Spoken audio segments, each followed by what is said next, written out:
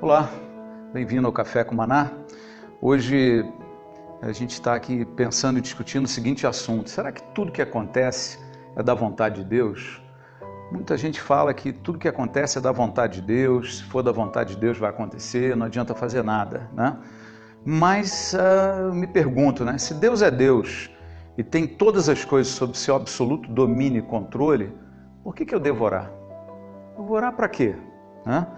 Por outro lado, vem também perguntas num sentido oposto, né? Se Deus tem tudo sob seu domínio e controle e tudo que acontece é da vontade de Deus, mas também sabemos que Deus é amor, é vida, é paz, é justiça, então por que tem tanta gente sofrendo no mundo? Por que esse mundo está desse jeito? Tanta guerra, fome, doenças, né? Assassinatos, mortes, né? Por que há tanta angústia e aflição no mundo se tudo que acontece é da vontade de Deus, né?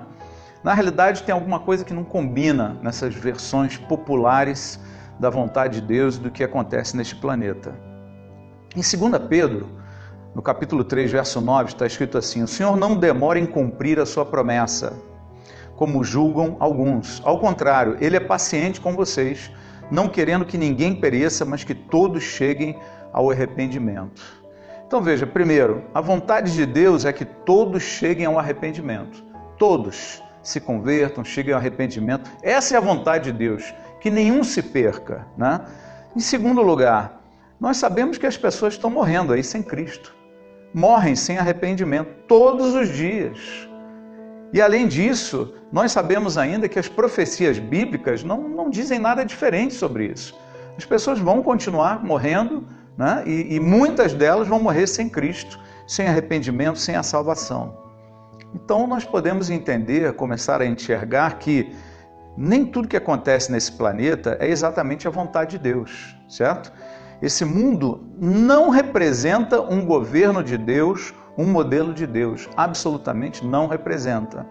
Em 2 Coríntios 4, no verso 4, o apóstolo Paulo escreveu o seguinte: o Deus desta era cegou o entendimento dos descrentes, para que não vejam a luz do evangelho da glória de Cristo, que é a imagem de Deus. Então veja, se a vontade de Deus é que as pessoas se arrependam e conheçam a Jesus, né? Por outro lado, o apóstolo Paulo apresenta um Deus desta era, um Deus com D minúsculo, não maiúsculo, né? Desta era, chama de era o tempo que nós estamos vivendo, né? Em que ele está cegando, ele está trabalhando contra o arrependimento e a conversão das pessoas. É exatamente o contrário da vontade de Deus. Ele é um opositor, ele é um inimigo, ele fica contrário a ele. Nós sabemos que o inimigo de Deus, pela palavra de Deus, é o diabo, né? É um anjo que foi criado por Deus, era glorioso, Deus convivia diretamente com esse anjo e ele foi aquele que criou uma rebelião, nós vamos falar mais tarde. Este elemento se opõe a tudo que Deus quer, ele vai contra aquilo que Deus está fazendo. Falando sobre este mundo ideal, que seria o mundo de um governo de Deus, o apóstolo João, em Apocalipse capítulo 21, a partir do verso 1, e eu vou selecionar algumas frases aqui, ele diz assim: então vi novos céus e nova terra, pois o primeiro céu e a primeira terra tinham passado. Agora o tabernáculo de Deus está com os homens, com os quais ele viverá. Ele está falando sobre uma visão de um tempo futuro. Eles serão os seus povos, o próprio Deus estará com eles e será o seu Deus. Ele enxugará dos seus olhos toda lágrima. Não haverá mais morte, nem tristeza, nem choro, nem dor. Veja, esse é o mundo que nós gostaríamos de ver. Sem morte, sem tristeza, sem choro, sem dor, né? Por quê? Porque a antiga ordem já passou. Uma era virou, um tempo acabou, né? A antiga ordem passou. E ele termina esse texto dizendo assim: escreva isto, pois essas palavras são verdadeiras e dignas de confiança. Veja, haverá uma nova era, um novo tempo, sem morte, sem choro, sem dor. Neste novo tempo, nesta nova ordem, o Rei será o Senhor Jesus, né? E ele habitará conosco, o Pai, o Filho e o Espírito Santo viverão com os homens. Nós viveremos com o próprio Deus, né? Estaremos junto com ele.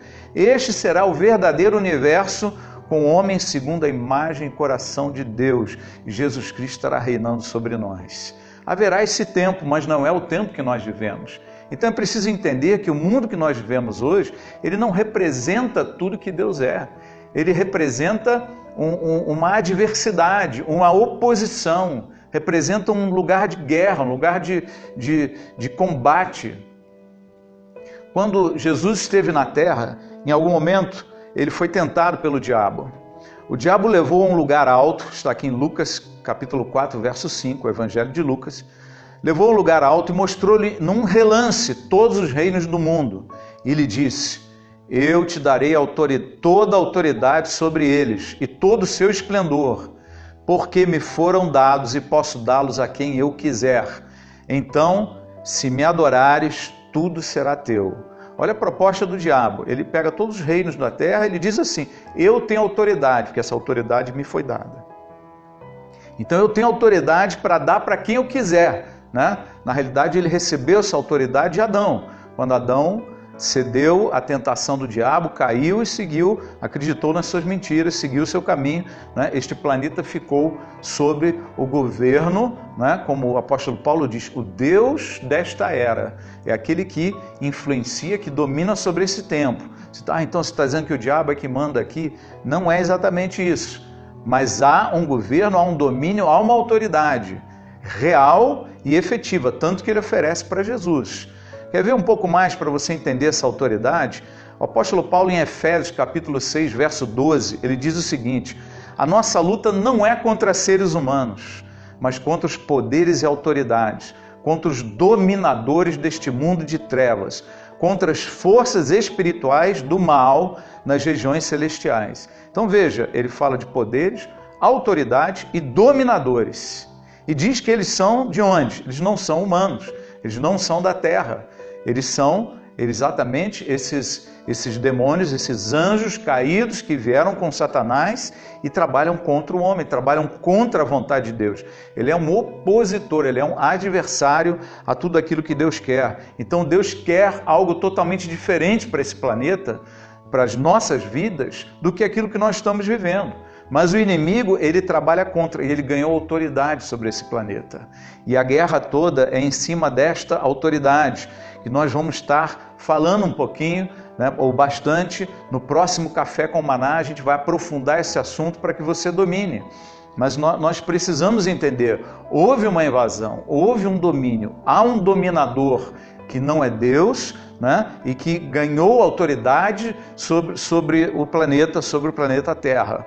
Em Gálatas, capítulo 6, no verso 7, diz assim: não se deixe enganar, de Deus não se zomba, pois o que o homem semear, isso também colherá. Tiago, capítulo 1, verso 14, escreveu: cada um, porém, é tentado pelo próprio mau desejo, sendo por este arrastado e seduzido. Então veja, apesar de ter essa influência do mal, das forças espirituais do mal, o homem responde pelas suas decisões. O homem é livre, Deus criou o homem livre, o homem continua livre para decidir, para ter as suas opções. Ele responde por aquilo que ele semeia, ele responde pelas suas escolhas. O homem foi criado livre para escolher seus caminhos. Portanto, eu decido a minha vida, você decide a sua vida. Nós decidimos se vamos andar com Deus ou viver no caminho de uma oposição a esse Deus. Então eu te convido exatamente neste dia, entre do lado certo. Faça parte do time certo dessa briga. É o time de Jesus Cristo. É aquele que quer seguir a vontade de Deus. Nós vamos explicar muito mais no próximo Café com Maná. Aguarde esse dia. Mas eu te convido desde já. Venha para o Senhor. Ande na sua presença. Busque a vontade dEle na terra. Porque a igreja está aqui. Você está aqui para viver e trazer a vontade de Deus sobre a terra, com a sua vida, com as suas orações. Seja um grande homem de Deus, Deus estará sempre ao teu lado, ao teu favor e lutando pela tua vida.